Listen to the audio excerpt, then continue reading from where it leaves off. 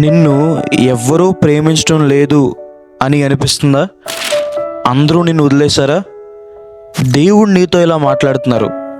శాశ్వతమైన ప్రేమతో నేను నిన్ను ప్రేమించుచున్నాను. హల్లెలూయా.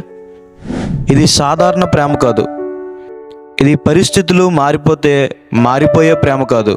ఇది నువ్వు మంచిగా ఉన్నప్పుడు మాత్రమే ఉండే ప్రేమ కాదు. ఇది శాశ్వతమైన ప్రేమ. ఈ ప్రపంచంలో చాలా ప్రేమలు పరిస్థితులపై ఆధారపడి ఉంటాయి. నీ దగ్గర డబ్బున్నప్పుడు కొందరు ప్రేమిస్తారు. నీకు పేరున్నప్పుడు కొందరు నీ దగ్గర ఉంటారు.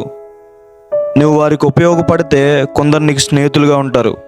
కానీ పరిస్థితులు మారినప్పుడు చాలామంది మారిపోతారు. అయితే దేవుని ప్రేమ అలా కాదు.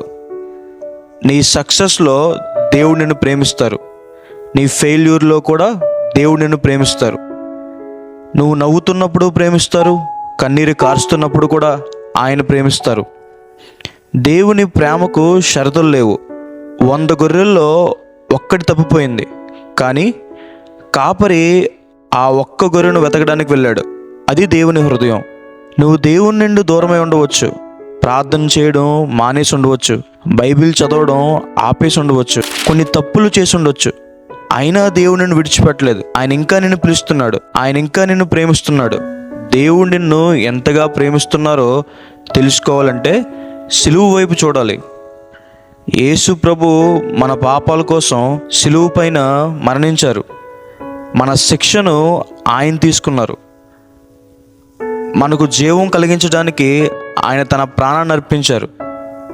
దేవుడు కేవలం నిన్ను ప్రేమిస్తున్నానని చెప్పడం మాత్రమే కాదు, ఆ ప్రేమను క్రియల్లో చూపించారు. నిన్నెవ్వరూ ప్రేమించడం లేదు అని అనిపించినప్పుడు సిలువను గుర్తు చేసుకోండి. సిలువ దేవుని ప్రేమకు శాశ్వత గుర్తు.